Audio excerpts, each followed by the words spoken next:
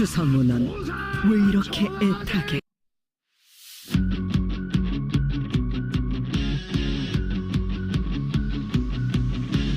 내 어린 시절 우연히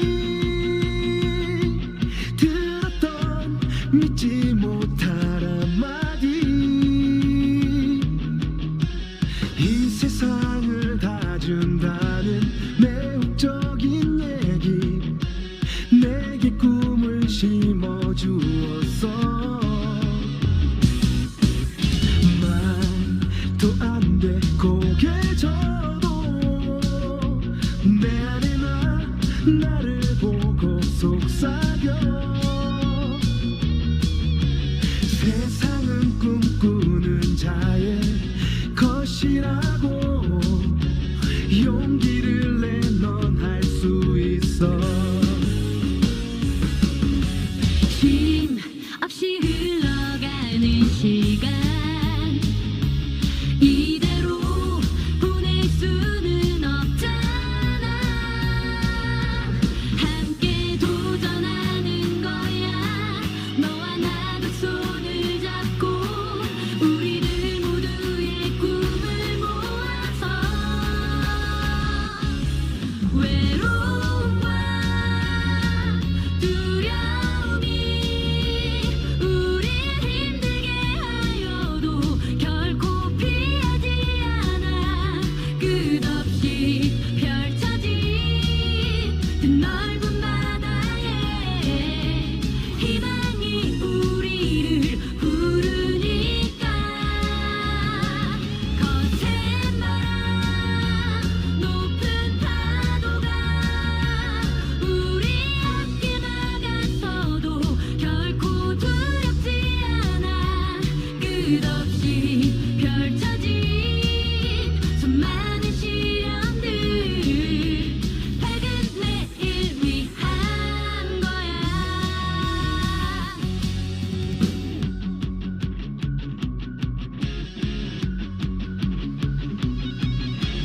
말도 안 돼 고개 져도 내 안에 나를 보고 속삭여. 세상은 꿈꾸는 자의 것이라고 용기를 내 넌 할 수 있어. 쉼 없이 흘러가는 시간, 이대로 보낼 수는 없잖아. 함께 도전하는 거야. 너와 나도 손을 잡고 우리들 모두의 꿈을 모아서 외로움과 두려움이 우릴 힘들게 하여도 결코 피하지 않아. 끝없이 펼쳐진 그 넓은 바다에 희망이 우리를 부르니까. 거센 바람, 높은 파도가 우리 함께 나가서도 결코 두렵지 않아. 끝없이 펼쳐진 수많은 시련들, 밝은 내일 위한 거야. 원피스.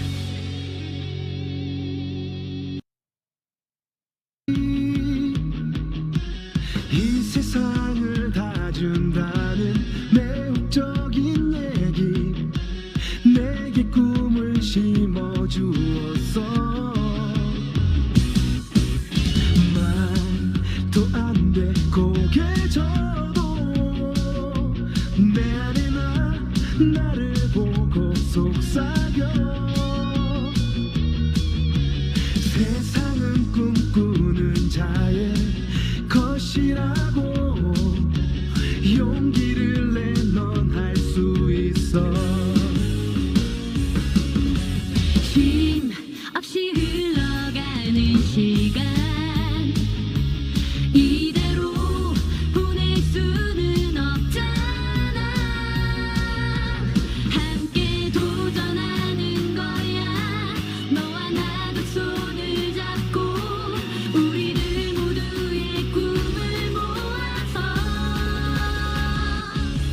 외로움과 두려움이 우릴 힘들게 하여도 결코 피하지 않아. 끝없이 펼쳐진 그 넓은 바다에 희망이 우리를 부르니까. 거센 바람 높은 파도가 우리 함께 나가서도 결코 두렵지 않아. 끝없이 펼쳐진 수많은 시련들 밝은 내일 위한 거야.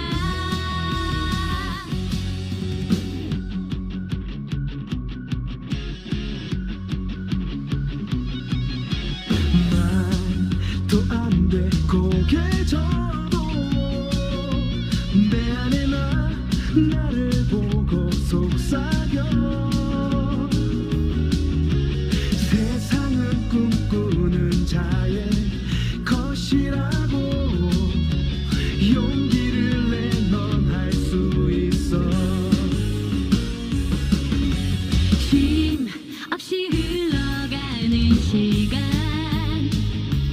이대로 보낼 수는 없잖아. 함께 도전하는 거야.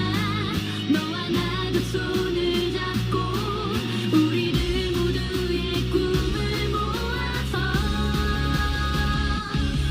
외로움과 두려움이 우릴 힘들게 하여도 결코 피하지 않아. 끝없이 펼쳐진 그 넓은 바다에 희망이 우리를 부르니까.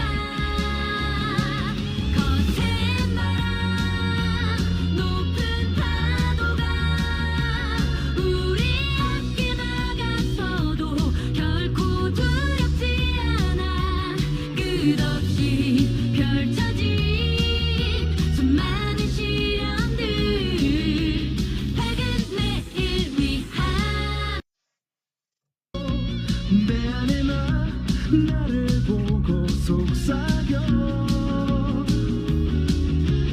세상은 꿈꾸는 자의 것이라고 용기를 내 넌 할 수 있어.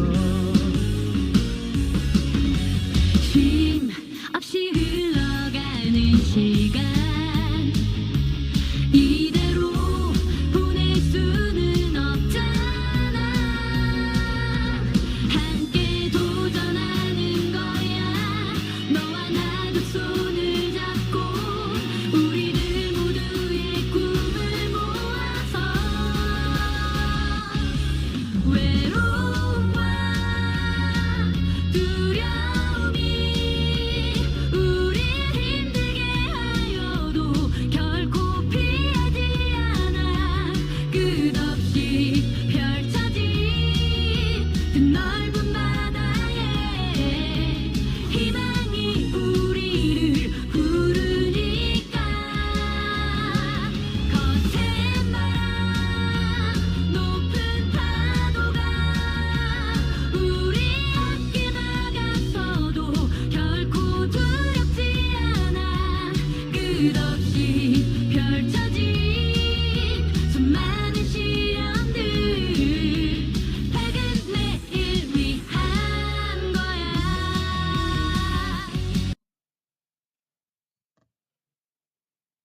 안녕하십니까. 반갑습니다. 제 목소리 잘 들리나요? 희망이, 꿈이 우리를 부른다. 내용이 너무 좋아서, 가사가 좋아서 이 곡을 선택했는데요. 우리 함께 모두 꿈을 위해서 도전해 봅시다. 안녕하세요. 다시 인사드릴게요. PM의 건강정보간호사 장복덕입니다. 날씨가 많이 추워졌어요. 여수도 바람이 굉장히 많이 불고 있네요. 그래서 건강관리 모두 PM으로 건강관리 하시기 바랍니다. 벌써 1월 중순이 지금 훌쩍 지나고 있는데요. 오늘은 굉장히 많이 그 대사성 질환 중에서 굉장히 많은 그 급증하고 있는 당뇨 관리 및 제품에 대해서 한번 나눠보는 시간을 갖겠습니다.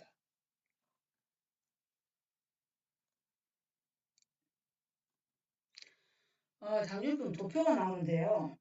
그 당뇨병이 기하급수적으로 지금 늘어나는 추세가 있는데 이게 왜 이렇게 늘어나는지 도표에 보니까 당뇨병이 2023년도에는 50.2%가 지금 상승돼 가고 있는 추세로 나와 있거든요. 그래서 고혈압보다 더 많은 그 상승률을 보이고 있는데 이 그 몇 년, 한 10년, 15년 전만 해도 당뇨병은 성인병이다 해가지고 한 40대 이후에 발생된 걸로, 많이 발생된 걸로 알고 있는데 지금은 그렇지 않다는 거죠. 그래서 2023년도에 보니까 73%가 증가했다고 지금 나와 있어요. 당뇨병이. 그래서 19세와 39세 사이에도 엄청나게 많이 발생되고 있는 것을 볼 수 있는데 이렇게 왜 젊은 층에서 이런 당뇨병 환자들이 많이 급증하고 있는지 그 이유를 좀 살펴봤는데요. 첫 번째는 뭐냐 하면 산업화가 되면서 식습관에 변화가 생깁니다. 석유가 개발되면서 산업화가 되면 부정적인 면도 있지만 긍정적인 면도 많이 있지만 부정적인 면도 많이 있어요. 그래서 식습관이 음식 문화가 굉장히 발전하게 됩니다. 그래서 여러분들이 TV에 보면 먹방 같은 거 엄청 많이 막 쏟아져 나왔죠. 그래서 뭐 엄청 많이 먹는 대회라든지 이런 것들을 많이 했단 말이에요. 그래서 산업화가 되면서 고칼로리, 고지방, 고단당류 음식, 식품 첨가물이 굉장히 많이 발전했죠. 그래서 음식이 보기 좋고 또 어, 색깔이 또 좋고 입에 뭐 짝짝 달라붙는다 그러죠. 그런 음식일수록 굉장히 많은 인기가 핫하게 쳤죠. 그래서 고당류 음식 너무 먹으면 너무 달짝지근하면서 자꾸만 땡기게 만들죠. 그래서 손이 가면은 계속 손이 가게 만드는 음식들이 많이 나왔다는 거죠. 가공식품 바쁘다 보니까 어, 빨리 먹을 수 있는 음식, 정크푸드, 간편식, 배달 음식 이런 음식을 너무 많이 먹는다는 거죠. 그래서 2023년 당뇨 전 단계도 1,000만 명이 늘었다 그래요. 그래서 이제 젊은이들 식생활을 제가 이거 가장 이렇게 눈여겨보는데 저희 그 근처에도 커피 전문점이 있거든요. 근데 지금 날씨가 굉장히 추운데도 그 아이스 아메리카노가 엄청나게 팔리는 걸 봤어요. 아주 시원하게. 근데 시원하고 그 냉한 음료를 많이 먹는다는 거죠, 지금 젊은 애들이. 그래서 겨울철에도 시원한 그 냉음료를 많이 먹게 되면은 수족 냉증이 옵니다. 그래서 몸이 차가워지죠. 몸이 수축되니까 모세혈관도 수축되고 혈액의 이동이 원활하지 않게 됩니다. 그러면 세포 사이에 간질력이 있거든요. 세포 사이사이 간질력이 냉하게 되니까 혈액으로부터 전달되는 포도당이 영양소와 함께 산소와 함께 세포 속으로 원활하게 못 들어가게 됩니다. 그러면 포도당이 넘치게 되죠. 그럼 혈액으로 자연히 많이 쌓이게 되겠죠. 그래서 인슐린이 높아지면서 또 많은 인슐린을 분비해야 되니까 췌장이 혹사를 당하게 되는 거죠. 그래서 췌장이 망가지면서 이런 질환들이 오는 거죠. 그래서 혈액 속에 또 쌓인 포도당이 지방으로 전환이 됩니다. 그렇게 되면 비만이 많이 오죠. 그래서 젊은 층의 애들이 뚱뚱한 애들이 많아요. 근데 이런 식습관 때문에 그렇고 또 생활 습관, 스마트폰을 엄청 많이 봅니다. 집에도 방들이 여러 방들이 있어요, 집에. 옛날에는 그냥 원룸식으로 해서 한 방에서 지냈는데 요즘은 자기 각자의 방이 많아가지고 자기 방에 들어가서 전부 다 스마트폰을 보고 있어요. 대화가 안 되죠. 그래서 심지어는 방에 있으면서 전화를 걸어요. 방에 있으면서도 또 뭐예요? 문자를 보내요. 그 정도로 스마트폰, PC 중심으로 자식문, 또 낮은 신체 활동, 그 다음에 수면 부족. 뭐가 그리 바쁜지 밤에도 스마트폰을 본다든지 아니면은 또 컴퓨터를 본다든지. 물론 일 때문에 보신 분도 있습니다. 그래서 학업이라든지 직장 일 때문에 이런 많은 수면 부족을 초래하다 보니까 수면 부족은 코르티솔과 교감신경 항진을 일으킵니다. 그래가지고 혈당을 올리게 되죠. 이 혈당을 올리게 되면 야식, 단맛을 선호하는 그 몸이 돼요. 근데 여기 방송을 듣고 있는 엄마분들, 자녀들을 가지고 계신 분들, 아무리 자녀가 저녁에 통닭을 시켜 먹고 피자를 먹고 이런 걸 막 시켜 먹어요. 그러면 그만 먹어라 해도 됩니까? 말 들어서 안 먹은 자녀들 있어요? 잘 안 된다는 거죠. 왜냐하면 이만큼 호르몬 밸런스가 깨져서 내가 끊고 싶어도 안 된다는 겁니다. 그래서 고지혈증, 지방간 등등등 이런 것들이 많이 생기죠. 그리고 또 코로나19로 인한 후유증 이런 것들로 인해서 또 액상과당 너무 많이 먹어요. 이런 것들 때문에 이렇게 많은 당뇨 환자들이 늘어나고 있다는 거죠. 그래서 이렇게 많이 늘어난 당뇨에 대해서 잠깐 동영상을 하나 보겠습니다. 우리가 먹은 음식물은 소화되면서 에너지원인 포도당으로 변한다. 이때 우리 몸이 포도당을 이용하려면 인슐린이 필요하다. 인슐린은 인슐린 수용체와 결합해 혈액 속 포도당을 세포 속으로 밀어넣어 에너지원이 되도록 돕는다. 하지만 인슐린이 분비되지 않는 1형 당뇨나 인슐린이 분비되더라도 제 기능을 하지 못하는 2형 당뇨의 경우 포도당이 세포 속으로 들어가지 못해 고혈당 상태가 된다. 이것이 바로 당뇨병이다.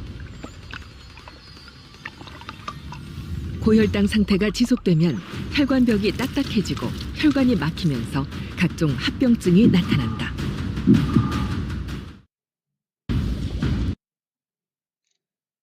네, 그래서 이 당뇨라는 당뇨병에 대해서 알아볼 건데요. 당뇨는 어원이 소변으로 포도당이 배출된다는 뜻에서 나왔는데요. 그 인슐린이 부족하거나 인슐린이 나와도 제대로 일을 못한 상태인데 이 도표를 보자면요. 우리가 음식물을 섭취하게 되죠. 음식물을 먹게 되면 혈액 속에 포도당이 증가합니다. 그래서 우리가 과일을 먹고 또 이런 단류가 많은 음식을 먹고 혈당을 체크하다 보면은 높아지게 됩니다. 당뇨병이 아니라도. 그래서 2시간 이후에 이제 식후 혈당을 재게 되죠. 그래서 바로 재면 높아지게 돼 있어요. 그래서 누구나 높지만 이게 문제는 뭐냐면 정상적인 데서는 혈액 속에 포도당이 증가를 하면 정상인 상태에서는 췌장이 정상적으로 인슐린을 분비해서 당이 세포 속으로 들어가서 에너지용으로 사용하게 됩니다. 그리고 나서도 정상 혈당 범위를 유지하게 돼요. 근데 문제는 당뇨병이 문제죠. 이 당뇨병은 인슐린 부족 또는 저항성, 인슐린이 부족하거나 아니면 인슐린이 있는데도 제 역할을 하지 못하는 거. 이게 지금 인슐린 저항성인데 당이 세포 속에 들어가서 에너지원으로 사용하지 못합니다. 그러다 보니까 세포는 굶주린데 혈액 속에 당은 넘쳐나는 거죠. 그래서 굶주린 상태의 세포가 더 다그만 단 것을 찾게 되는 거죠. 그래서 이런 것들이 반복되니까 혈관복이 터지고 또 피가 나고 혈전이 생기고 합병증으로 되기 때문에 당뇨는 이 당뇨로만 문제가 되는 것이 아니라 갖가지 합병증이 문제가 되기 때문에 초기에 잘 관리를 해야 하는 거죠. 그러면 여기 지금 당뇨에 대해서 알려면 인슐린에 대해서 알아야 되는데 이 도표에 나오는데 췌장이 지금 나오죠. 췌장의 위치가 지금 좀 나오고 있어요. 그래서 췌장의 위치는 특히 췌장은 5대 장기 중에 하나로 들어가죠. 간, 신장, 심장, 폐, 췌장. 그래서 굉장히 중요한 장기입니다. 5대 장기 중에 하나에 들어있는 췌장은 어떤 역할을 하냐고요. 역할이 소화 효소를 분비하면서 또 내분비계로 호르몬을 분비하는 그러한 중요한 장기입니다. 근데 위치를 보니까 이렇게 노란색으로 길다랗게 보이죠? 위가 있고 12지장이 있고 위에 간이 있죠? 근데 이 위치가 복부 뒤쪽에 숨어 있습니다. 그리고 12지장 근처에 있어요. 쉽게 말하면 명치 끝과 배꼽 사이에 뒤쪽으로 있기 때문에 잘 모르게 돼 있죠. 그래서 췌장에 문제가 생겨도 잘 발견되지 않는 게 췌장은 뒤쪽에 숨어 있는 장기예요. 그래서 길이는 한 15cm 정도. 근데 서양인과 동양인의 췌장의 크기를 살펴보면은 우리 동양인이 췌장 크기가 적습니다. 적다는 것은 기능도 좀 약하다는 것에 좀 들어가겠죠. 그래서 우리 서양인보다 동양인이 조금 더 당뇨병 걸릴 확률이 높죠. 그래서 가늘고 긴 형태로 길게 되죠. 15cm 정도로 돼 있어요. 근데 그러니까 기능은 말했듯이 외분비 기관으로 소화 효소를 분비합니다. 그래서 뭐 각종 아밀라제라든지 디파제, 트립신 이런 것들을 분비하는 소화 효소를 분비하는 기관이에요. 그래서 췌장이 안 좋아도 소화가 잘 안 돼요. 근데 초기에 소화가 안 되면 췌장을 의심하신 분들보다 위가 안 좋은가? 이러면서 위 내시경을만 하는 분들이 많죠. 근데 췌장이 안 좋아도 소화가 속 답답하면서 소화가 안 됩니다. 두 번째 기능으로는 내분비 기관으로 호르몬을 분비하는데 인슐린을 분비하는 베타세포에서 인슐린을 분비해서 혈당을 낮추고 알파세포에서는 글루카곤이라는 호르몬을 분비해서 혈당을 높이는 역할을 하죠. 그래서 일일 분비량을 약 1 내지 2리터라고 해요. 그래서 이 췌장의 대표적인 질환은 췌장으로 물론 인슐린이 분비 안 돼서 당뇨도 옵니다. 근데 췌장의 대표적인 질환은 췌장염이 있고 또 췌장암이 있어요. 근데 제가 이것을 췌장을 공부를 하면 꼭 생각나신 분이 세 분이 있는데 그냥 조금 마음 아프신 분이 있어요. 왜냐하면 제가 20대 후반에 만나서 여러 가지 도움을 많이 받았던 분이에요. 근데 제가 떠나 있어서 한 20년 정도 얼굴을 보지 못했는데 제가 PM을 먹고 있었는데 PM을 드신 분이 그분이 많이 아프다더라. 가서 PM을 전달 좀 해라. 이런 말을 제가 들은 적이 있는데 제가 조금 사이가 조금 뭐라 그럴까 설명하기 좀 힘들지만 약간 어려운 부분들이 있어서 제가 가지 않았습니다. 근데 지금 생각해 보면 조금 마음이 아쉽죠. 그래서 그리고 이제 PM에서 한 세미나에 참석하고 있었죠. 11월 한 3년 정도 됐는데 그때 한 통의 문자를 받게 됐는데 그분이 하늘나라에 갔다는 소식이었어요. 그래서 내가 좀 전달할 걸 이런 생각을 했는데 그분도 초기에는 소화가 좀 안 되고 물어봤더니만 소화가 좀 안 되고 그 다음에 등 쪽으로 통증이 있었다. 이 등 쪽으로 통증이 옵니다. 물론 황달도 있고 이런 것들이 있어야지만 발견이 빨리 쉽지만 초기에는 그래요. 그래서 정형외과만 다니고 위가 좀 안 좋나 해서 그냥 소화기 쪽으로 뭐 소화제 먹고 이랬다는 이야기를 제가 들었는데 일단 지금 암은 뭐 암 시간은 아니지만 그래도 췌장암은 초기에는 아무 침묵의 간도 그렇고 췌장도 그렇죠. 침묵의 장기입니다. 그래가지고 초기에는 모든 게 그런 증상이 잘 나타나잖아요. 초기 증상으로는 속이 더부룩하고 소화가 좀 안 되고 그다음에 좀 내가 특별한 일을 안 하는데 좀 살이 좀 빠지고 체중이 감소되면서 그렇게 되면서 등 쪽으로 통증이 있고 뭐 이런 정도가 생기면 또 이제 좀 더 진행되면 황달, 그다음에 회색변 이런 것들이 나타난다 하면 초기에 여러분들이 그냥 소화가 좀 안 되네 더부룩하네 왜 이렇게 피곤하지 이러면 위도 문제 먼저 체크해 봐야 되겠지만 꼭 췌장도 체크해 보셔야 된다는 거 그냥 말씀 좀 드리고 싶네요. 그래서 이제 췌장에서 분비되는 베타 세포에서 분비되는 인슐린은 혈당을 어, 조절하고 유지하는데 중요한 호르몬으로 작용하고 있죠. 그래서 인슐린이 제 역할을 보다 왜 그림이 딱 나와 있죠. 인슐린은 포도당을 세포로 들어가게 하는 열쇠 역할을 합니다. 근데 열쇠가 잘 맞아야지만 문이 열린 것처럼 일을 해야 되는데 인슐린이 제 역할을 하지 못해서 인슐린이 부족하거나 아까 많이 분비되어도 제 역할을 못하는 거. 제 역할을 못하는 거 다시 말하면 인슐린 저항성. 저항하다는 것은 조금 부정적인 그 의미가 많죠. 안 할래. 이렇게 된다는 거죠.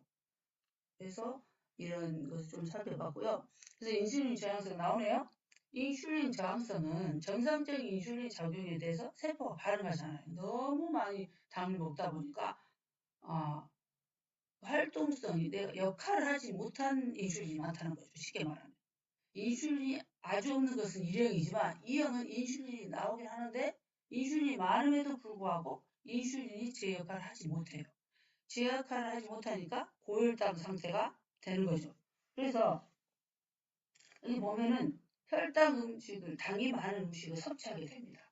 당이 많은 음식을 섭취하게 되면 쉽게 말하면 당을 많이 먹고도 우리가 한 100 미만으로 이게 혈당이 유지가 돼야 되는데 혈당 스파이크는 180 정도로 요즘 배구에서 스파이크하죠. 강 스파이크. 혈당이 치솟는다는 거죠. 치솟게 되죠. 그렇게 되면 치솟게 되면 췌장에서는 인슐린을 과다하게 분비합니다. 많이 분비하게 되죠. 이 많이 분비하게 되면 췌장도 망가지면서 인슐린도 제 역할을 하지 못한다는 거죠. 그렇게 되면 아까 지방으로 축적된다 했죠. 이게 지방으로 축적되면서 또 각종 비만이라든지 이런 대사성 질환 이런 것들이 발생되게 됩니다. 그래서 탄수화물을 줄여야 되는데 탄수화물 줄이기가 잘 어렵죠. 그래서 이 당뇨병의 인슐린 저항성 가설을 보면 인슐린 저항성으로 인해서 이런 질병들이 온다는 거죠.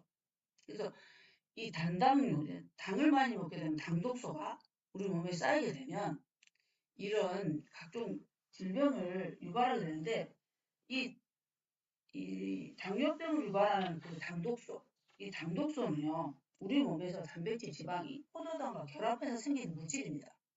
이 물질이 생성 경로는 뭐냐 그러면 여러 음식이다 그랬잖아요. 고온에서 튀김 음식 엄청 많이 먹습니다. 이 튀김 음식을 많이 먹으면 더 많이 당 독소가 발생됩니다. 이 당 독소 때문에 이 당이 엄청나게 올라가게 되는 거죠. 근데 이 당 독소가 많은 사람 얼굴 보면 알아요. 얼굴에 보면은 굉장히 피부가 좋지 않습니다. 그래서 당 독소는 체내에 어떤 영향을 미치냐면 세포 조직에 손상을 옵니다. 당 독소가 또 염증을 유발해요. 그러니까 각종 염증들이 굉장히 많이 있어요. 낫지 않고. 근데 뭐 피부, 얼굴, 이런 데 여드름 자국 같은 거, 이런 피부 질환, 이런 것들이 많이 생기죠. 그래서 인슐린 저항성이 높으면 어떤 변화가 생기냐면 노화가 촉발됩니다. 그래서 나이보다 늙어 보여요. 그리고 만성질환 위험이 높아지죠. 피부 탄력성도 없어져요. 혈관이 경화되고 당뇨병이 악화되고 이런 것들이 생기죠. 그래서 당독소는 우리 몸에 많이 들어와서 일하는 갖가지 피부 트러블 같은 게 생기는데 피부에 보면 왜 피부 트러블이 왜 생기냐면 이 당독소는 콜라겐을 딱딱하게 만듭니다. 딱딱하게 만드니까 탄력이 줄어서 피부도 칙칙해지고 얼굴이 피부색도 안 좋고 그다음에 늘어나고 그래서 늙어 보이죠. 또 혈관에는 혈관벽에 염증이 생겨서 혈류순환이 잘 안 되게 만듭니다. 그러니까 혈류순환이 안 되니까 이러한 질병들이 온다는 거죠. 지금 다 혈액에 관련된 질병이죠. 대사가 저하되고 면역이 저하되니까 세포 손상으로 인해서 염증이 발생되고 갖가지 이러한 질병들이 오게 된다는 거죠. 그래서 인슐린 저항성은 쉽게 말하면 당류가 너무 많이 먹다 보니까 그 독소로 인해서 인슐린이 제 역할을 하지 못해서 이러한 질병들이 온다는 거죠. 그래서 인슐린 저항성의 증상을 아까 제가 설명했는데 눈이 흐려져요. 잘 안 보입니다. 당독소 때문에. 그리고 식후 혈당이 높아요. 2시간 이후에 검사를 하면 180 이상, 200, 500까지 올라간 사람도 있죠. 그래서 왜 배고픔이 증가되냐면 아까 그랬죠. 탄수화물, 단백질 이런 것들이 포도당이 인슐린에 의해서 세포로 들어가서 에너지로 써야 되는데 인슐린이 제 역할을 하지 못하니까 세포 속에 이 포도당 들어가지 않습니다. 그래서 세포가 계속 허기짐을 느끼죠. 그러니까 계속 먹게 돼요. 그러면 아까 말했듯이 혈관으로 이 당이 넘쳐나게 되는 거죠. 손발이 떨려요. 신경 근육이 손상을 입게 되죠. 피곤해요. 피부가 어두워진다 했죠, 아까. 피부가 어두워지고 계속 갈증이 나고 눈도 잘 보이지 않고 이런 모든 것들이 당독수의 증상이다. 내 몸에 당독수가 많구나. 인슐린 저항성 증상이 지금 나타나구나. 이거를 알 수가 있죠. 그래서 당뇨의 유형을 보자면은 당뇨는 1형과 2형이 있는데 1형은 그냥 선천적입니다. 아예 인슐린이 없는 거죠. 그래서 인슐린 분비가 전혀 췌장의 베타세포가 파괴돼서 선천적으로 인슐린 분비가 전혀 되지 않는 것이 이제 1형 당뇨병이죠. 그래서 이거는 인슐린만 넣어주면 해결되는 거예요. 이 문제는 2형 당뇨병인데 이거는 후천적으로 지금 20대, 30대 소아 당뇨도 급증하고 있는데 2형 당뇨병은 인슐린 분비가 너무 많아서 인슐린 저항성이 생겨났잖아요. 그래서 인슐린이 세포에 역할을 못하죠. 세포에 반응하지 않는 거죠.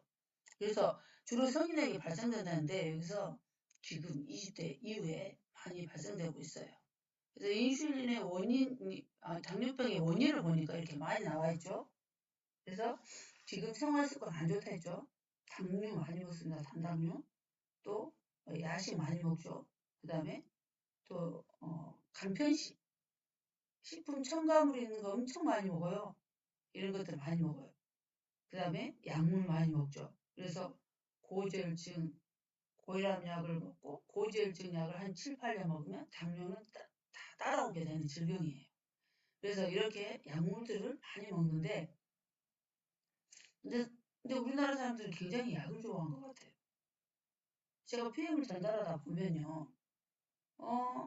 이거 PM을 언제까지 먹어야 돼요? 이렇게 물어본 사람이 굉장히 많아요.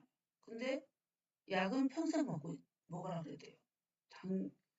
쓰리고 약은 평생 먹으래. 근데 약은 평생 먹는데 PM을 언제까지 먹어요? 이렇게 질문하시는 분들이 굉장히 많다는 거죠. 그래서 음식이니 그러면 밥을 3일만 먹습니까? 3달만 먹어요? 저는 그런 질문을 한번 해봅니다. 근데 음식이 진짜 우리는 PM이 음식이지 않습니까? 그래서 약물 때문에도 오고 노화 늙으면 기능이 떨어지죠. 다른 질환, 고혈압, 고지혈증 이런 것들이 있으면 당뇨병이 원인이 됩니다. 그래서 이런 대사성 질환은 잘 관리를 해야 된다는 거죠. 스트레스 많이 받습니다. 지금 굉장히 경제도 어렵고 여러 가지 스트레스가 쌓이죠. 스트레스가 많이 쌓이니까 이 그림 보면은 뭐 냉장고에다 엄청 넣어놓고 과식하게도 좀 많이 먹죠. 먹어서 푸는 사람도 있어요. 스트레스가. 어떤 사람은 스트레스 받으면 안 먹는 사람이 있지만 어떤 사람은 스트레스 받으면 완전히 과식을 먹는 사람이 많이 있죠. 또 비만, 그다음 유전적 요인, 운동 부족. 운동 요즘에 물론 운동을 많이 하시는 분도 있지만 자식 생활을 많이 하고 바쁘다 보니까 운동을 많이 못하죠. 그래서 이런 것들 때문에 당뇨의 원인이 된다고 지금 나와 있습니다. 당뇨병의 그 진단 기준을 보면은 여기 나와 있습니다. 그래서 그 당뇨병의 진단 기준은 공복혈당, 식후혈당도 중요하지만 가장 당뇨병의 진단 기준이 되는 게 당화혈색소입니다. HbA1c라고 여러분들 그 건강검진 보면 도표에 나와 있을 겁니다.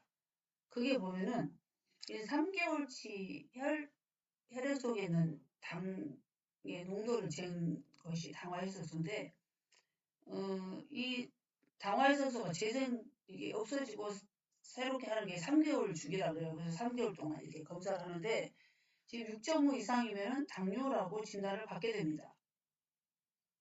공복혈당 200 이상, 그다음에 식후혈당 200 이상, 공복혈당 126 이상 이렇게 되면 100 미만으로 지금 되라고 되어 있는데 공복혈당, 식후혈당보다 더 중요한 게 당화혈색소인데 당뇨 환자들은 약을 먹고 있어도 음식만 조금 더 먹어도 이 수치보다 더 올라갈 수 있습니다. 그런데 중요한 척도는 당화혈색소다. 근데 저도 이 갱년기 때 당화혈색소가 얼마였냐면 5.8이었어요. 5.8이었는데 여기 보니까 뭐 이 당뇨 전 단계다, 내당 장애다 해가지고 엄청 무서운 말들이 막 옆에 적어졌더라고요. 그래서 저도 이제 그때는 PM을 몰랐죠. 좀 관리를 해야 되겠다, 뭐 어떻게 관리하지 이렇게 지냈는데 그 뒤에 PM을 1년 먹고 지었을 때 다시 체크해 봤을 때는 5.89 여기에서 5.5 정도? 근데 지금 5. 작년에 쟀을 때 5.4가 나왔습니다. 그래서 꾸준히 이 PM을 먹고 있어도 이제 잘 관리를 하고 있죠. 그래서 6.5 이상이면은 병원에서 당뇨약을 처방받게 됩니다. 그런데 병원에 가면은 병원은 약하고 주사를 주고 또 치료를 하고 수술을 하고 이런 게 병원이에요. 병원에 갔는데 어떤 물론 그런 경우도 가끔 있겠지만 대부분 의사가 집에 가서 관리하고 이렇게 6.5가 나왔어요. 예를 들어서 집에서 잘 관리하고 음식 관리하고 좀 좋은 거 먹고 다시 한번 해봅시다. 이런 거는 좀 없습니다. 바로 약을 처방하죠. 병원은 약과 주사와 이런 것들을 주는 데예요. 그래서 주니까 이걸 이제 약을 먹으면 이 수치를 보고 수치가 좀 떨어지면 잘 관리되고 있다 이렇게 생각하지만 우리 몸은 그렇게 간단하게 우리 몸이 만들어진 건 아니에요. 그래서 이 수치와 관련돼서 말씀드리고 싶은 게 우리 그 PM 제품을 먹으면 당뇨인 환자들은 굉장히 수치에 예민합니다. 고혈압도 마찬가지고 고지혈증도 마찬가지고 왜냐하면 그 수치 가지고 약을 용량을 늘리거나 줄이거나 이렇게 조금 하기 때문에 수치가 굉장히 예민해요. 근데 저도 처음에 이 PM을 한두 달 먹어서 제가 전달하신 분이 있는데 그분이 당뇨 환자였어요. 근데 전화 한 통을 딱 받았어요. 한 달 먹고. 병원에서 난리가 났대요. 역대로 당화혈색소가 엄청 높게 나왔대요. 그리고 저한테 전화가 왔는데 제가 그때는 간호사였지만 여기에 대한 깊은 공부를 하지 않았고 PM을 잘 몰라서 뭐라고 말해줄 수가 없었어요. 더 올랐다고 하니까 저도 난감한 생각이 들었는데 이 당뇨병에 있는 당 독소는 혈액에만 있는 게 아닙니다. 혈관 내벽, 근육신경, 조직에 아주 많이 세포에 당 독소가 있어요. 그러면 우리 PM 제품을 먹으면 사람마다 다 개인 차이가 있거든요. 어떤 사람은 조직에 많을 수도 있고 어떤 사람은 혈관벽에 많을 수도 있고 다 그게 다 차이가 있기 때문에 이 PM 제품을 먹으면 3개월에서 6개월 더 길게 갈 수 있어요. 오랫동안 당뇨를 그 당뇨약을 드시고 계시고 이 조절이 잘 안 되고 이런 당 스파이크가 자주자주 일어나고 또 HbA1c가 높은 사람들은 더 많이 수치가 올라갈 수 있습니다. 또 기간도 더 많이 걸릴 수도 있고 어떤 사람은 한 3개월 정도 우리 PM 제품을 드셨는데 당화혈색소가 떨어졌어요. 당뇨가 좋아졌어요. 이런 분도 계시지만 한 3개월, 4개월 먹어도 안 떨어지고 더 올라간다는 사람도 있어요. 사람마다 다 개인차가 있습니다. 근데 이게 지금 빠져나오는 기관이다 보시면 돼요. 빼내는 기관이다. 그럼 빼내면 어디로 나와요? 혈액으로 나오죠. 그럼 당뇨 HbA1c 검사 뭐라 합니까? 혈액으로 검사합니다. 그럼 당연히 수치가 높게 나올 수 있어요. 그럼 저는 이제 높게 나왔다고 막 또 전화를 받습니다. 받으면 그러면 컨디션은 어떠십니까? 물어보면 옛날보다 더 좋아졌다고요. 그래서 일단은 당뇨이신 분들이 우리 제품이 당뇨 수치를 올리는 역할을 한다면 33년 동안 운동선수 그 많은 사람들이 먹었는데 당뇨 환자가 엄청나게 더 나왔겠죠? 그런 일은 없었어요. 그래서 이 정도로 좀 높아질 수 있다. 오래된 것일수록 더 오래 걸린다. 여러분들이 운전하다 보면 잘못된 길을 1시간 갔어요. 내비게이션 들었는데 잘못 빠져가지고. 그러면 다시 찾아가려면 1시간이 더 걸릴 수도 있어요. 그 정도로 내가 오랫동안 이 병을 앓았다면 그 돌아오는 기간은 좀 더 멀 수 있다. 기간이 걸릴 수 있다. 근데 한국 사람들은 굉장히 성질이 급합니다. 당장에 뭐가 일어나야 돼요. 그래서 약으로 지금 뭐 5년 동안 먹은 사람들도 언제 이게 떨어집니까? 막 이런단 말이에요. 그래서 조금 더 기간을 가지고 꾸준하게 먹는다면 당독소가 빠져나온 기간을 줘야 되고 우리도 집이 아주 청소를 오랫동안 했다면 청소하는 시간도 오래 걸립니다. 매일 한 사람하고 다르죠? 그래서 그렇다는 것을 인지하시고 방송 들으신 분들이 혹시 이 주위에 당뇨로 인해서 이 제품을 먹고 있는데 당 수치가 올라갔다. 이럴 때는 또 잘 아시는 여러분들 스폰서님께도 같이 공유하면서 안내해 주시면 될 것 같아요. 저도 어, 당뇨 오랫동안 20년 정도 운동으로 막 하고 뭐 식상을 하고 굉장히 잘 관리하신 분이 있었는데 우리 제품을 먹고 당이 올라가면 어떻게 하냐 해서 2번에 걸쳐서 상담을 했는데 그분이 저한테 이런 말이에요. 만약에 이걸 먹고 당 수치가 더 올라가고 더 안 좋아졌다. 좋아졌다고 이거를 저한테 각서를 써주 좋아질 수 있다는 것을 각서를 써줄 수 있냐 이렇게 말을 하는 거예요. 그래서 그걸 쓰기 전에 그러면 제가 레시피를 줄 테니까 이걸 그대로 먹고 나서 이야기합시다 했거든요. 근데 한 2달 정도 드시고 수치가 많이 떨어졌어요. 그래서 잘 드시고 뭐 이것만 드시면 안 되고 PM을 먹으면서 어, 또 당뇨가 있는 것도 줄이면서 운동도 하면서 여러 가지 같이 한다면 곁들여서 우리가 PM을 하나 더 먹지 자기가 운동도 했고 약도 먹었잖아요 지금까지 네, PM을 먹으면서 하면 수치가 점점 좋아지니까 약도 줄이게 되겠죠. 이런 결과를 낳을 수가 있습니다. 그래서 당뇨병의 그 증상들을 보면은 수분 섭취와 관계없이 잦은 요요를 느낍니다. 왜냐하면 이 당성분이 빠져나오면서 수분과 함께 빠져나가기 때문에 이게 수분과 상관없이 뭐 요즘 소변이 자주 누렇죠. 그리고 소변량이 많아집니다. 당뇨를 소변을 빼내기 위해서는 물과 함께 나가기 때문에 이런 것들이 나오죠. 뭐 나도 모르게 피곤해요. 그래서 쉽게 말하면 피곤하다 그 말은 평소처럼 일을 하는데도 당독소가 있으면 이렇게 몸이 나른하면서 졸음이 옵니다. 독소 때문에. 그래서 아까 잦은 배뇨는 당소치가 높아하면 쉽게 말하면 신장의 혈액 속에 당을 소변으로 배출하려고 소변량을 과하게 뺍니다. 그러다 보니까 소변이 자주 늘어요. 만약에 저녁에 내가 물을 많이 먹지 않았고 평소대로 많이 먹었는데 요사이 왜 이렇게 자꾸만 소변을 자주 요일을 느낄까 밤에 오줌을 많이 누러 갈까 하면 한번 좀 생각해 볼 필요가 있죠.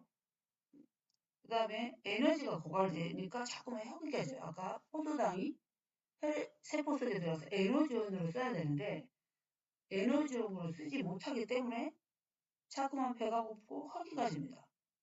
그래서 자꾸 또 먹는 걸 찾게 되는 거죠.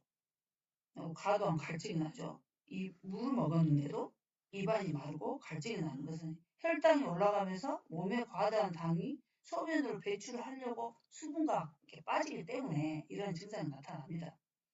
그래서 눈이 아까 여기 보니까 아까 눈이 흐려진다고 했잖아요. 당뇨병 증상에 눈이 시야가 자주 흐려진다, 손발이 둔해진다 이게 마지막으로 나와 있는데 그 세종대왕도 그 30대 후반부터 실록에 보니까 당뇨병을 옆 사람을 보지 못했고 또 체중이 막 빠지니까 물을 많이 먹어도 체중이 빠졌고 물을 막 한 동씩 먹었다 이런 내용들이 나와 있다고 그래요. 그래서 시야가 흐릿해지는 것은 눈이 침침해진다는 말인데 이게 이제 눈 수정체가 흐트러지게 되죠. 영양이 제대로 들어가지 않아서 갑자기 흐릿해지고 글자가 또렷하게 보이지 않는다. 내가 갑자기 그러면 당독소가 들어가서 당뇨 신호가 아닐까 하는 생각으로 여러분들이 잘 관찰하셔서 당뇨병은 많은 합병증을 일으키기 때문에 초기에 잘 관리한다는 게 중요하다 했죠. 그래서 이런 것들이 나타난다. 그래서 갑자기 소변이 자주 내려.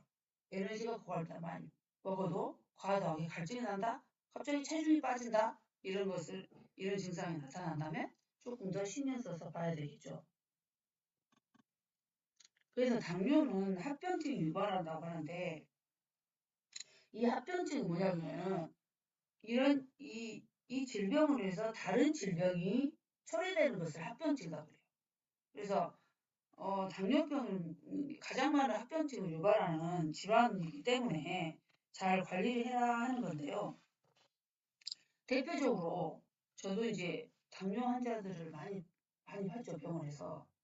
근데 주위에서 지금도 많이 봅니다. 당뇨약을 먹고 계신 분들 많이 보는데 제가 아시는 분도 상당히 나이가 그래도 50대인 것 같아요. 근데 제가 한 15년, 아니 13년 정도 됐을까요? 그 전에 저하고 같이 뭐 다른 활동도 하고 하신 분인데 제가 여기 다시 와서 봤을 때는 굉장히 많이 늙어 있었고, 좀 다리 근육이 빠져있는 것 같이 노인처럼 걷는 것을 봤어요. 그래서 왜 갑자기 저리 됐습니까? 했더니만 당뇨로 약을 드시고 계시더라고요. 그래서 이 당뇨는 여러 가지 합병증이 있는데 첫 번째는 망막 합병증이 나와 있습니다. 망막 합병증. 이 망막 합병증은 눈이 가장 흔한 건데 눈에 있는 밑에 혈관이 손상을 받게 돼서 시력이 떨어지게 됩니다. 그래서 심하게 되면 당뇨로 인해 실명을 하게 되죠. 두 번째는 당뇨 신장병이 있어요. 당뇨로 인해서 고혈당이 지속되면은 혈압도 높아지고 또 신장 기능이 빠르게 저하가 됩니다. 단병뇨가 나오면서 그래서 이렇게 방치되면 신장이 망가져서 당뇨병 3고를 갖고 계시는 분들은 대부분 신장이 망가져서 급기야는 투석을 하는 분이 많이 있어요. 저도 중환자실에 근무하면서 옆에 투석실에 있었는데 대부분 그분들은 3고를 함께 갖고 있었어요. 그리고 투석을 하게 되면 주 3회씩 4시간 정도 하거든요. 근데 그것도 이제 나중에 이제 혈압이라든지 모든 상태가 되지 않으면 4시간 할 수가 없어요. 2시간 하다가 일주일에 3번 한 걸 2번씩 누르면 이제 몸에 독이 쌓여서 몸이 퉁퉁 붓게 되죠. 부종이 오면서 갖가지 더 많은 손상을 입게 되고 급기야는 이제 좀 사망하는 경우도 많이 봤습니다. 그래서 이 당뇨 신장병이 생기죠. 당뇨성 신경병증이 생깁니다. 신경에 손상을 입어가지고 통증 조절이 어려워요. 이게 아파도 아픈지 잘 모르는 느낌이 드는데 이게 가장 대표적인 것이 발괴사이죠. 족부, 병변, 발끝. 왜냐하면 심장에서 먼 데가 제일 막히는 부분이 많죠. 눈도 그렇고 머리도 멀잖아요. 심장에서 가장. 그래서 발끝에 이 감각이 없어집니다. 그러면서 저도 이제 이걸 또뭐 합병증을 또 보다 보면 두 분의 환자들이 생각이 나요. 잊을 수 없는 환자들이죠. 제가 근무하면서 그분 한 40대 정도 됐는데 당뇨로 인해서 오른쪽 다리를 여기 무릎 위로 절단하신 분이었어요. 근데 계속 한상통에 시달려요. 그 다리가 없는데 그 다리가 있는 것처럼 있어서 아픈 것처럼 느낌을 받아서 근무를 할 수 없을 정도로 콜베를 누릅니다. 계속 아프다고.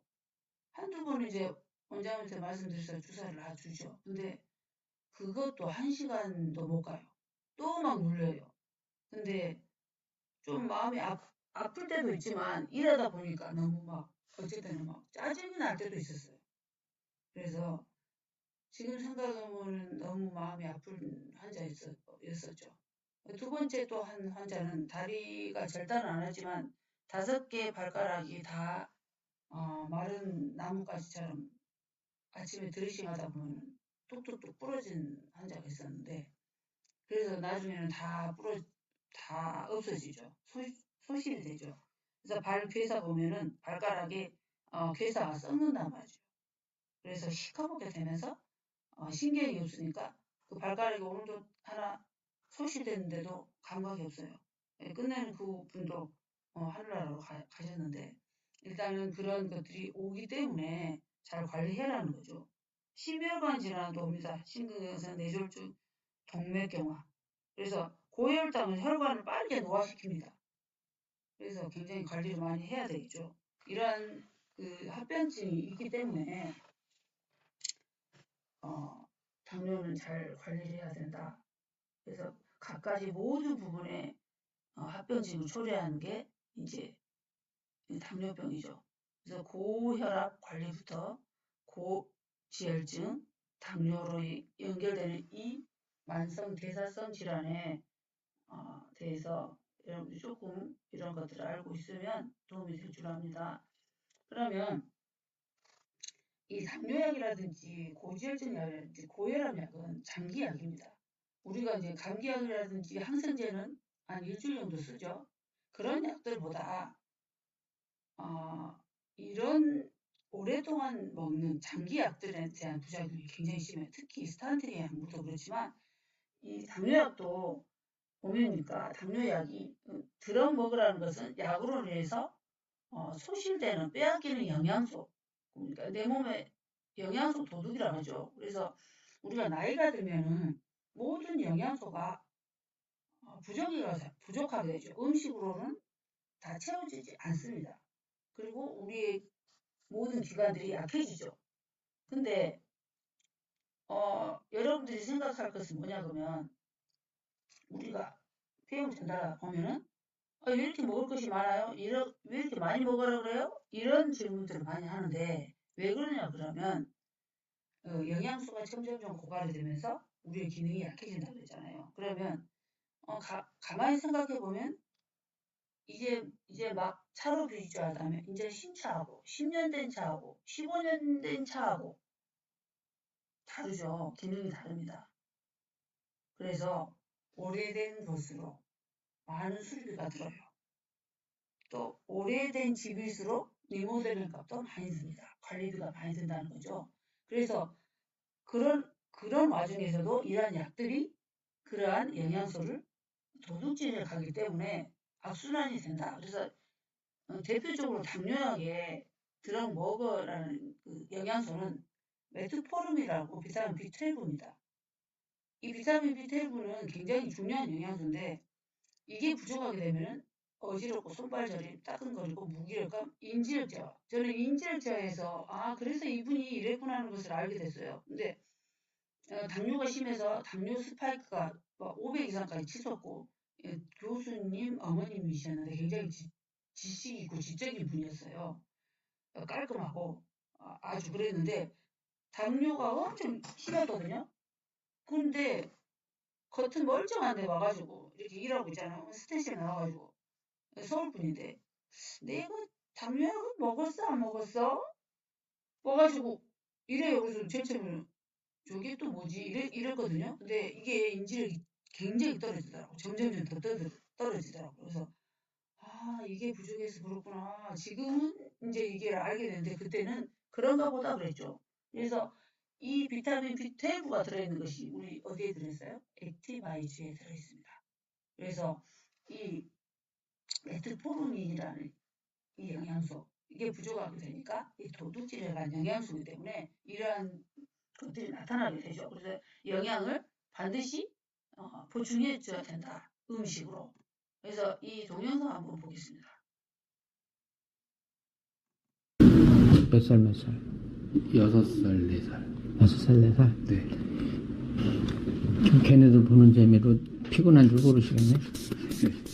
약은 안 그래도 약해진 심장에 또 하나의 부담이 된다. 혈압이 가능한 약을 줄이고 그 대신 절식과 운동을 해보라고 홍 교수는 늘 강조한다. 좀 낮아야 돼요. 신기능을 지키기 위해서. 사실은 저도 당뇨가 있습니다. 저도 고혈압이 있습니다. 저도 당뇨약을 먹어야 되고 고혈압을 먹어야 되는데 제가 저 자신한테 처방을 하려고 펜을 드니까 처방을 못 하겠더라고요. 이 약은 이런 부작용, 저 약은 저런 부작용, 이 약은 몸에 들어가면 이런 짓을 하고, 저 약은 몸에 들어가면 이런 짓을 하고, 다 독이라 이거죠. 독작용. 그 합병증, 그 대가가 무엇이냐. 그것이 너무 무섭기 때문에 약 때문에 오는 부작용의 비는 세 발의 피다. 이렇게 판단이 있을 때 약을 우리가 쓰는 것이지. 비약물요법이 있으면 우선적으로는 비약물요법을 해야 됩니다. 네, 금방 홍대현 교수님인데요. 이렇게 말했죠. 나도 고혈압이고 당뇨약인데 나한테 이 약을 처방하냐니까 처방을 못 하겠더라. 이 약은 내 몸에 들어가서 이런 짓을 하고 저 약은 저런 짓을 하고 다시 말하면 이런 부작용을 하고 저런 부작용을 하고 다 독이라는 거죠. 그래서 비약물요법이 있다면 우선적으로 비약물요법을 해라 이렇게 나와 있습니다. 비약물요법이 영양관리, 운동관리겠죠. 그래서 그걸 좀 봤는데요. 고혈당에 준해서 중요한 게 저혈당입니다. 근데 저혈당도 굉장히 무서운 거죠. 왜냐하면 갑자기 저혈당이 걸리면 저혈당 쇼크가 일어납니다.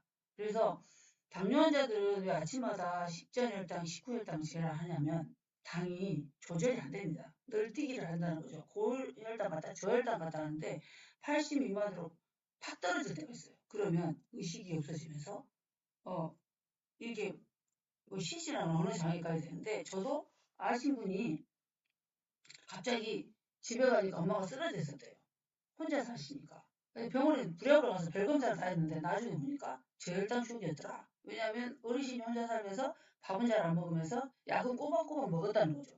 갑자기 혈당이 떨어진 증상이 나타나 하는데 그래서 당뇨약을 잘 먹으신 분들은 이걸 잘 보셔야 되죠. 그래서 당뇨약을 먹고 인슐린 투여를 받는데도 식사를 적게 먹어. 이거 먹으면 당뇨 올까 저거 먹으면 당뇨 올까 하면서 식사를 적게 먹으면서 운동을 또 과도하게 해. 그러면 혈당이 갑자기 떨어져서 이런 증상이 나타날 수 있다는 거죠. 그래서 식사를 거르지 않고 열량소를 너무 하지 말고 항상 이렇게 PM을 들고 다니면 되겠죠.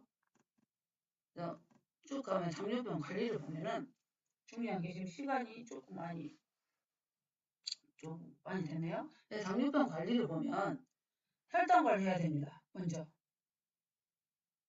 고혈압 관리, 콜레스테롤 관리 이 관리를 먼저 해야 되고 이게 네 번째는 균형 잡힌 영양소 섭취 나와 있습니다. 쭉쭉 나와 있는데 적당한 운동, 적정 체중 유지, 저혈당에 주의하고 스트레스 관리라 나와 있는데 균형 잡힌 영양소가 굉장히 중요합니다.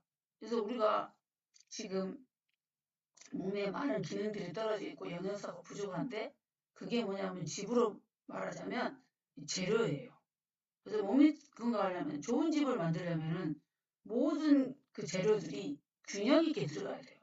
집에 철근이 중요하다고 집 질 때, 예를 들어서 아파트 에 철근만 좋게 넣고 나머지 모래, 예를 시멘트 이런 것들을 비율 있게 넣지 않는다면 집이 부실공사가 됩니다. 그것처럼 우리 몸도 뼈만 건강해서 될 일이 아니고 근육만 건강해서 될 일이 아니고 그런 일은 없어요. 모든 것이 영양소가 균형이 잡힐 때 이 모든 근육과 저주가 신경과 뼈와 모든 것들이 건강하게 유지됩니다. 그 중에서 가장 중요한 것이 혈관 관리, 혈액 관리이죠. 그것을 하려면 균형이 잡힌 영양소밖에 없습니다. 영양소는 재료죠. 재료가 있어야지만 되죠. 그래서 지금 우리 PM 제품의 기초 4종은 기본입니다. 교과서죠. 그래서 문호계는 40대 이후에는 반드시 먹어라. 액티바이저 나와 있고. 그래서 그 당뇨에 가장 좋은 제품이 기초 4종 플러스에다가 C 밸런스라고 되어 있습니다. C 밸런스를 잠깐 보자면 C 밸런스라고 되어 있죠. 지금 이게 프로모션에 걸려 있습니다. 탄수화물 조절 균형인데 C는 카보하이드레이트라는 탄수화물의 약자죠. 그래서 C 밸런스 탄수화물의 균형을 잡아라. 그래서 보니까 탄수화물 대사에 지원이 되면서 정상적인 혈액의 포도당 수치를 유지하기 위해서는 쿠름이 들어있어요. 쿠름과 아연이 들어있는 게 또 우리 니스토레트에도 들어있습니다. 그래서 체지방 분해를 하는 호르몬 분비를 촉진하고 이게 300만 유로를 투자해서 만들었는데 이 혈당 관리에 가장 중요합니다. 그래서 지방 전환을 억제하고 체지방을 분해합니다. 탄수화물이 아까 지방으로 전환돼서 이게 비만이 되고 당뇨의 원인이 되는데 이 지방 전환을 억제하는 성분이 들어있어요. 그래서 C밸런스를 식전에 점심을 많이 드신 분은 점심 식전에, 저녁을 많이 드신 분은 저녁 식전에, 당뇨가 잘 조절이 안 된다면 점심 식전, 저녁 식전 이렇게 드신다면 당뇨에 많이 도움이 됩니다. 왜냐하면 6개월 정도 독일에서 이 제품을 개발하고 6개월 정도 당뇨 환자들한테 먹였는데 이 이 시바나스를 먹고 나서 당뇨 수치가 정상으로 됐다고 눈물을 흘리면서 극찬한 제품이다 그래요. 그래서 당독소가 많으신 분, 당뇨 지금 탄수화물을 많이 먹고 비만이고 또 이런 분들은 이거 추천해주면 좋을 것 같아요. 그 다음에 좋은 게 디드링크 있습니다. 디드링크는 병원약을 장기 복용하신 분, 장기 복용 나와있죠. 스탄드리 약물, 고혈압, 고지혈증, 당뇨약. 이거 평생 먹으라는 약들입니다. 이런 약들을 복용하신 분들은 간이 나빠져 있어요. 그 약들을 분해하려면 간과 신장이 굉장히 많은 일을 해야 되죠. 그래서 가공식품을 많이 먹이신 분들, 소화가 잘 안 된 분들, 피로감이 있는 분들, 이거 다 당독소라든지 이런 소화 기능이 약해져 있고 이런 분들이죠. 쉽게 말하면. 그러니까 아까 지방이 많아서 몸이 뚱뚱해져요. 그래서 이런 분들은 꼭 먹어야 되는데 이 디드링크는 중요한 것은 간, 신장, 장, 폐에 있는 기능을 정상을 회복시켜줍니다. 그래서 지방 끼었다는 것은 노폐물이 쌓였다는 거죠. 우리 지방간은 뭘로 전환되냐면 간 경화가 됩니다. 경화는 딱딱해진 거죠. 간 경화를 방치해준다면 더 발전돼서 간암으로도 진행될 수 있죠. 그래서 이 간, 신장, 장, 폐에 있는 독소와 중금속 지방을 빼는 게 디드링크입니다. 체중도 감소되고 맑은 피부도 되고 이런 것들이 간에 좋은 제품이 많이 들어있죠. 그래서 디드링크를 강력히 또 추천합니다. 그리고 탑셀프도 요즘에 굉장히 단당류로 많이 먹다 보니까 이게 체중이 비만이 많이 오죠. 그래서 식물 원료와 영양소로 되어 있어요. 잘 태워주고 잘 빼주고 혈당과 식욕을 조절해 주는 이게 바로 영양소로만 되어 있기 때문에 탑세이프 지금 7주년 행사하고 있습니다. 탑세이프도 좋은 제품으로 알려드리고 싶습니다. 네, 나머지는 제가 또 한 가지는 이제 눈, 심장, 뇌 영향이 좋은 제네레이션 50이 있는데 저는 이걸 먹고 너무 놀란 제 모습을 발견했어요. 제가 눈 수술을 아산병원에서 했거든요. 망막 점막 수술이라고 대학병원에서 할 수 있는 수술인데 그래서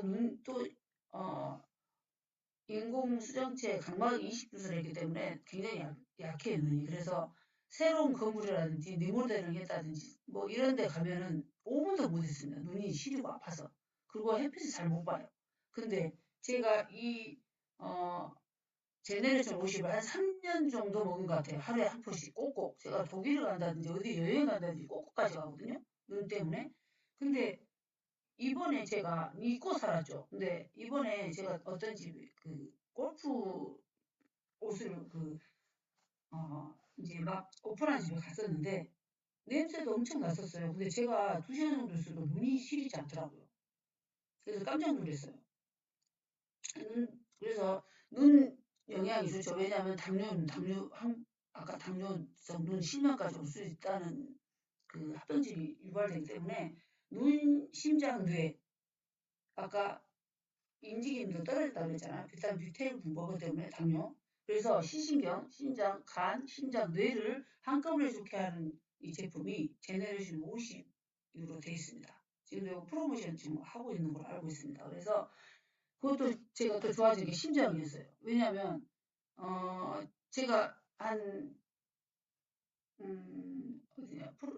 프로모션으로 여행을 한 8번 나간 것 같은데 제가 잊고 살았는데 이번에 확실히 한 게 제가 심장이 좀 약하거든요. 그래가지고 그 놀이기구 같은 걸 못하고 높은 데를 못 올라가요. 심장이 벌렁벌렁벌렁 해가지고 뭐 쭉 떨어진 것 같고 비행기가 내려가면 올라가면 쭉 올라가고 두근두근하고 이렇게 막 가슴을 잡고 타고 그랬는데 이제 잊고 살았어요. 한 3번째 갔을 이후에. 근데 이번에 우리 안탈리아 갔잖아요. 그렇게 흔들리고 내려가도 저희 심장은 그대로 있는 거예요. 아무 감각이 없더라고요. 그래서 내가 심장이 정말 좋아졌구나. 그거하고 제가 어깨 수술해서 3년 정도 됐는데 어깨 수술하면 물에 담가야 된대요. 뜨거운 물에 맨날 사우나 가서 담그래요. 근데 저는 몸에서 그냥 못 들어가거든요.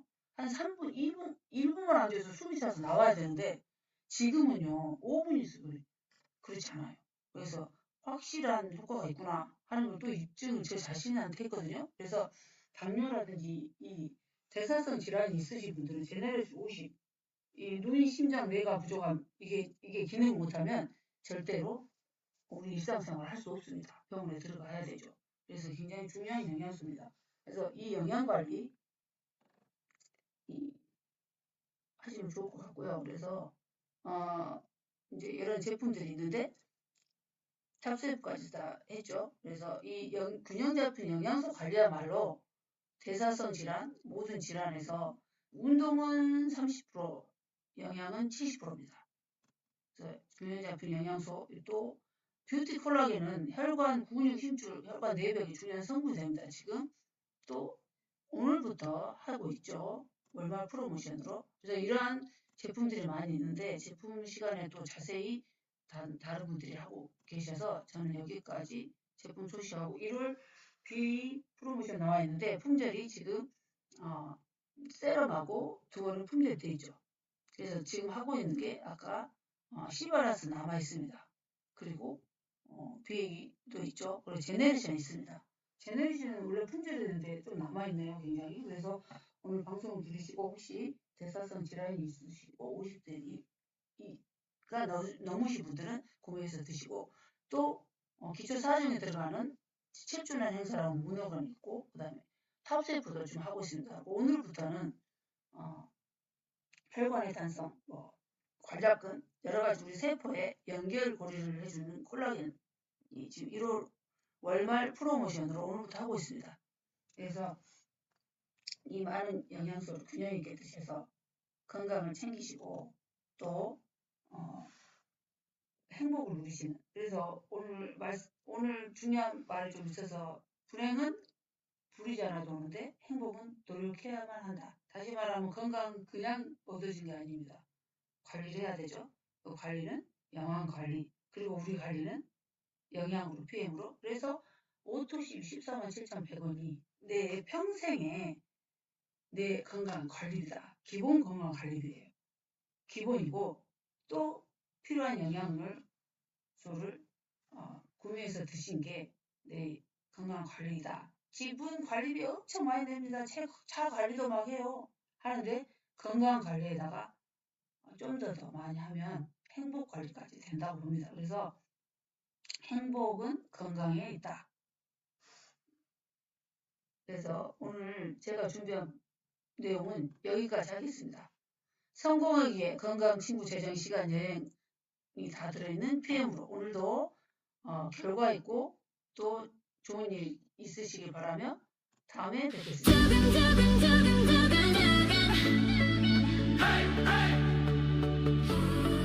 신나게 Come on 다 같이 아침 햇살이 나를 깨우면 오늘도 좋은 일만 생길 것 같아 거리를 걷다 마주친 미소에 내 하루가 또 빛나기 시작해 하나 둘 셋 발을 맞춰 모두 함께 춤춰봐 두근두근 심장이 뛰어 이 리듬에 몸을 맡겨봐 랄랄랄랄라 노래해 세상이 온통 축제 같아 두근두근 멈추지 마 이 순간을 즐겨봐 다 같이 Ho ho let's go 행복은 바로 지금 여기 아야야야 아야야 아야야야 아야야 Ho ho let's go 행복은 바로 지금 여기 아야야야 아야야 아야야야 걱정은 잠시 저 멀리 보내고 오늘은 나를 위한 파티 타임 손뼉 치고 발 구르며 이 그룹에 빠져들어봐 하나 둘 셋 소리 질러 하늘 높이 외쳐봐 두근두근 심장이 뛰어 이 리듬에 몸을 맡겨봐 랄랄랄랄라 노래해 세상이 온통 축제 같아 두근두근 멈추지 마 이 순간을 즐겨봐 다 같이 Hey ho ho let's go 행복은 바로 지금 여기 신난다 즐겁다 Ho ho let's go 행복은 바로 지금 여기